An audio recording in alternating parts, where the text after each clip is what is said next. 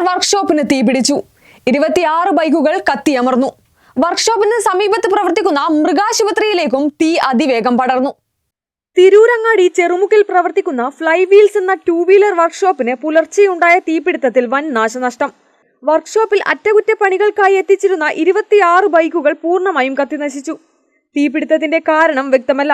കെട്ടിടത്തിൽ നിന്ന് വലിയ രീതിയിൽ തീയും പുകയും ഉയരുന്നത് കണ്ട നാട്ടുകാരാണ് വിവരം അഗ്നിശമന സേനയെ അറിയിച്ചത്. മൃഗാശുപത്രിയിലെ വിലപിടിപ്പുള്ള മരുന്നുകൾ, സുപ്രധാന രേഖകൾ, ഫർണിച്ചറുകൾ എന്നിവയും കത്തിനശിച്ചു. താനൂർ, തിരൂർ എന്നിവിടങ്ങളിൽ നിന്നുള്ള അഗ്നിശമന സേനാ യൂണിറ്റുകൾ മണിക്കൂറുകളോളം പരിശ്രമിച്ചാണ് തീ പൂർണ്ണമായും നിയന്ത്രണ വിധേയമാക്കിയത്. ലക്ഷക്കണക്കിന് രൂപയുടെ നഷ്ടം സംഭവിച്ചതായാണ് പ്രാഥമിക വിലയിരുത്തൽ. ഷോർട്ട് സർക്യൂട്ടാണോ തീപിടുത്തത്തിന് പിന്നിലെന്ന് പോലീസ് പരിശോധിച്ചു വരികയാണ്. ജനവാസ മേഖലയിലുണ്ടായ അപകടം പുലർച്ചെയായതിനാൽ വലിയൊരു ദുരന്തം ഒഴിവാക്കാൻ കാരണമായി.